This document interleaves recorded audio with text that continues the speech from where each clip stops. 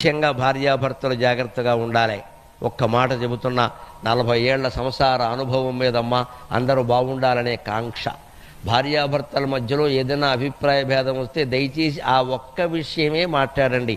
దానికి ముందు వెనక కలిపేయకండి. దశ పూర్వేషాం దశ పరేషాం అని కలిపేయకూడదు. మనకు పెద్ద జబ్బు ఏమిటంటే, చిన్నది ఏదైనా తగాదా వస్తే నువ్వు మొదటి నుంచి ఇలాగే ఉన్నావు, మీ అమ్మ కూడా ఇంతే. ఇంత భాగవతం ఎందుకండి? అప్పటికి 25 ఏళ్ళు అయింది పెళ్ళి.